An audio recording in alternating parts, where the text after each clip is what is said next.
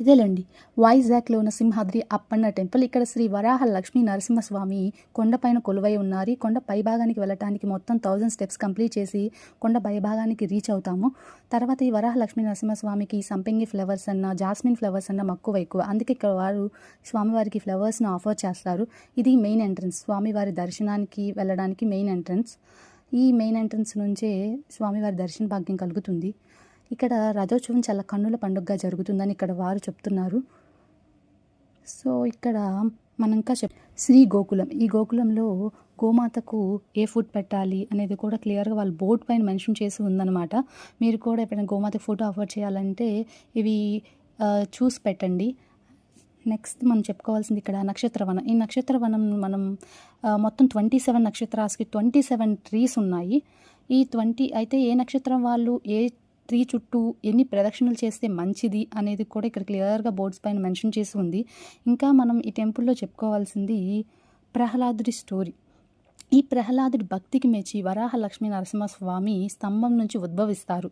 ఈ ఉద్భవించిన స్వామి ఇక్కడ మనకి లింగరూప దర్శనంలో సింహాచలంలో కొలువై ఉన్నారు.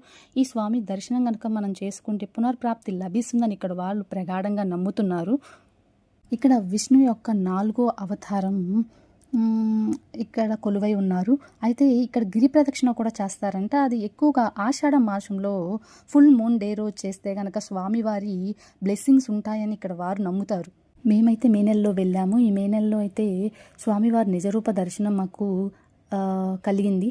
మిగిలిన డేస్ అంతా కూడా ఈ స్వామివారు శాండిల్వుడ్, అదే అండి గంధంతో కప్పబడి ఉంటారంట. అయితే ఈ స్వామివారి నిజరూప దర్శనం చేసుకుంటే చాలా మంచిదని చాలామంది చెప్తున్నారు.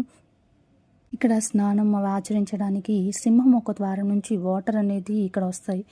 ఆ వాటర్ కింద స్నానం చేసి స్వామివారి దర్శనానికి వెళ్తారు. ఇంకా పక్కన చిన్న చిన్న టెంపుల్స్ కూడా ఉన్నాయి.